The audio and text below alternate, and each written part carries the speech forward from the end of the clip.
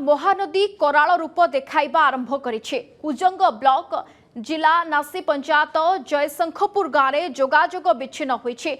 पाखापाखि 25 रु 30 फुट घाई सृष्टि होइछे, जहा फल गाँ भितर को बन्या पानी पशिबा आरंभ करिछे।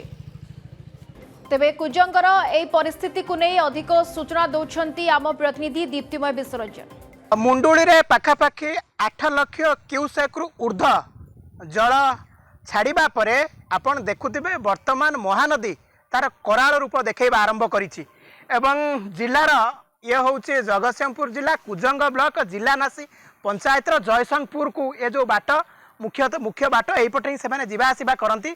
यार मुख्य कारण होउचे आपण देखुथिबे इटी पाखापाखि 25 रु 30 फुट्र गोटे घाई होइछि एवं जहाँ फल वर्तमान जोगाजोग संपूर्ण भाव विच्छिन्न एवं कोउटी ना कोउटी ए घाई को नहीं वर्तमान ए आखपाख रे गाँव में पानी पशिबा आरंभ करिछि एवं ता सहित लोक मैंने टिके आतंकित भाव अच्छा एवं अन्यपटे जिला प्रशासनिक अधिकारी हूँ स्वास्थ्य विभाग अधिकारी माने से पाखे पहुँची एवं तांकु आतंकित न होगापाई कहते। आप स्पष्ट चित्र देखुवे जगतसिंहपुर जिलार ये गोटे प्रथम घाई होइछि एवं पाखापाखि 25 रु 30 फुट्र गोटे घाई होइछि। जो जिला नासी पंचायत जयशंखपुर को मुख्य जो बाटटी जाउथिला से बाट घाईटी होइछि एवं आमे टिके ग्रामवासी मानक टिके प्रतिक्रिया नबा वास्तव में घाईटी केतबळे हैला एवं ए घाई जो होइछि या द्वारा केते लोक प्रभावित होबे।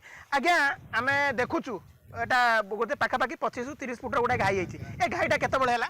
राति 2:30 घाई घाई हवा द्वारा बहुत माने गाँव आम विच्छिन्न हो जाए जोगाजोग विच्छिन्न हो लोक जावासिया बहुत खराब लोक गाई गोरु सब बहुत असुविधा रही। आमर एतिक अनुरोध प्रशासन पाखे रास्ताटा केमती प्रतिकार स्थायी प्रतिकार कले माने प्रति कले आम माने ये जो रोड आप प्रतिदिन प्रतिदिन जावासिया बहुत हजार हजार लोक जावासिया कर माने एउठू प्राय 100 मीटर रास्ता पूरा प्रति वर्ष बन्या विच्छिन्न माने जोगाजोग विच्छिन्न हो जाए पानी पूरा माड़ी आसुची बहुत क्षयक्षति भी घटुची। देखु ये घाई हवा द्वारा गाँव तो पानी पशिला गाँव में पानी पशि बहुत लोक हैरान होती लोक रास्ता उठीगला किसी लोक आउ किसी लोक छात पर रही गाई गोर तो समस्या न कहले भल आउ गाई गोर तो छण भासी जाए कि खाद्य ना कि ना। ये आप अधिकारी मैंने आप पाखे पहुँची ना काली आसी आमर ये आसम आम स्वास्थ्य विभाग लोक आसली आसते ओआरएस देते आज भी आसी आसी पहुँचती। आप गोटे चाहूना गोटे स्थायी प्रतिकार करने स्थायी प्रतिकार बहुत चेष्टा बहुत तहसीलदार आसर कलेक्टर भी देखी किसी समाधान हो पारे कहीं लोकर जमी सकाशे डिस्प्यूट भर बहुत रही बहुत समस्या भितर चलती।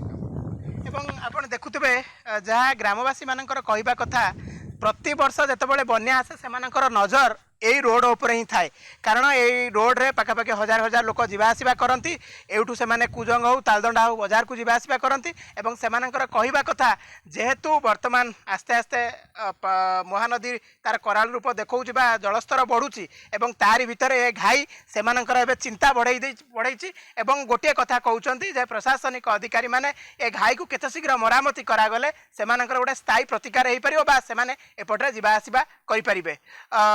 जगतसिंहपुर कुजंगरू video journalist Biswajit Diptimay Biswaranjan, Argus news.